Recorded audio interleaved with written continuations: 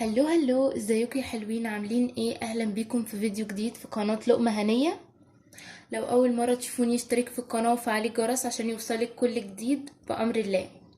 متنسيش تصلي على النبي في الكومنتات ولايك جميل كده. ان شاء الله النهاردة هنعمل وصفة جميلة جدا جدا. هنعمل صينية بطاطس بالفراخ في الفرن كده. لذيذة وجميلة وسريعة وطعمها تحفة حرفيا يعني. يلا بينا نبدأ الفيديو. طبعا اول حاجة هنبدأ بيها، احنا خرطنا نص كيلو من البطاطس، قطعناها كده شرائح وغسلناها كويس جدا.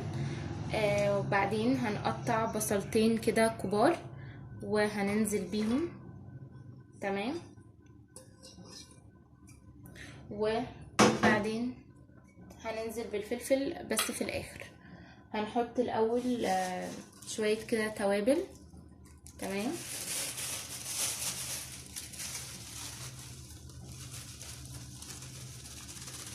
دي توابل لحمة.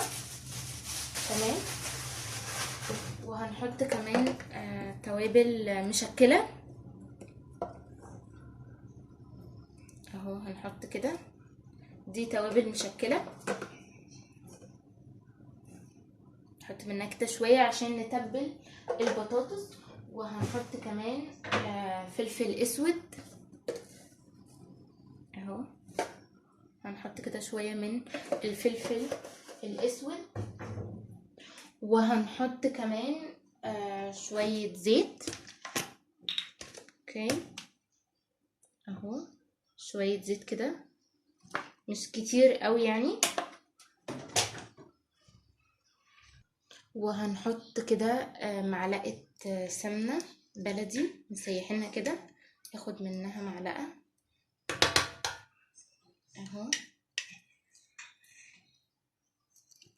هحط حاجة جامدة كده شوية عشان انا كنت حطاها في التلاجة. احط منها كده اهو. طبعا هتسيح اول ما نحطها على النار، وهقلب كل ده ببعض واجيلكم. دي بنص كيلو من الطماطم وهنصفيه اهو. هنصفيه كويس قوي.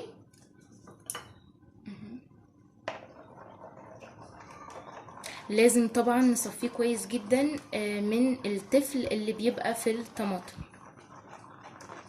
اهو كده.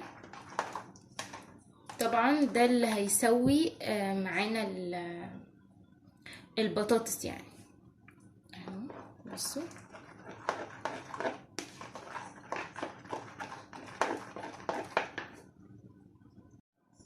طبعا اهو بقى قلبت كله في بعضه دلوقتي وخلاص بقت جاهزة.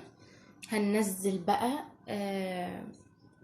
3 قرون كده من الفلفل الحامي والرومي وحراق شوية.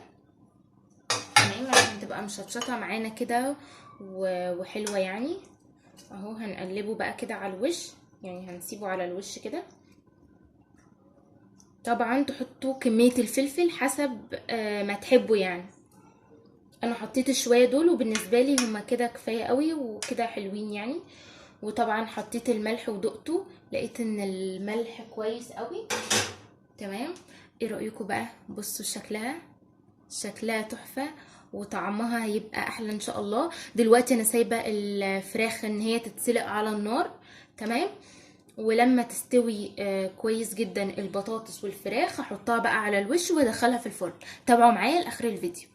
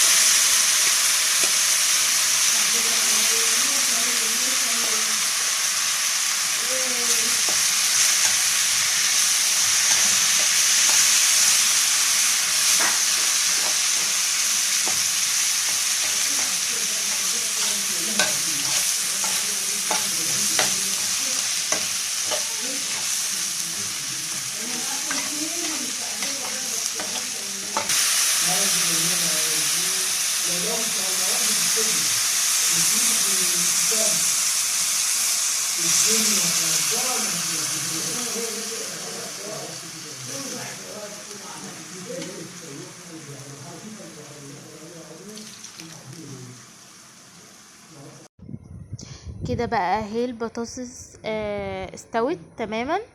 هنحط بقى عليها الفراخ دلوقتي خلصنا بقى وهنحطها بقى في صينية الفرن. البطاطس بالفراخ ودخلناها الفرن. بصوا طبعا، بصوا شكلها فظيع ازاي. انا هدوق معاكم بقى دلوقتي. اهو الرز اهو.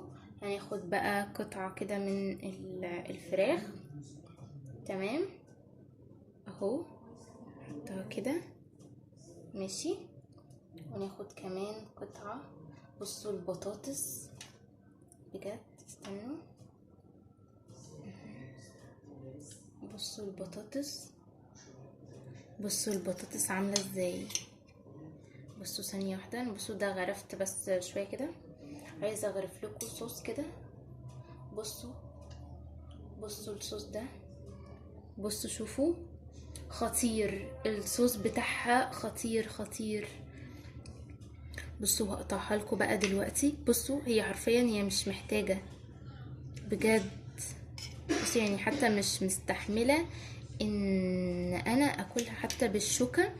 بصوا، بصوا، بصوا خطيرة ازاي. تنورها لكم في الكاميرا اهو. بصوا، الله، حلوة قوي.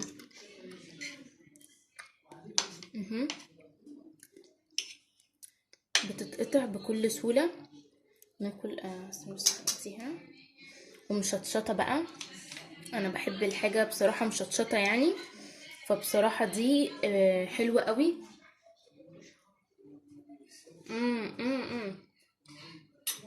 تحفة.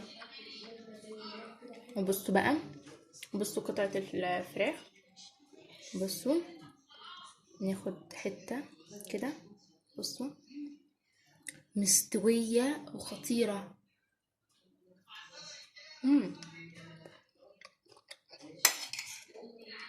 تحفة بجد.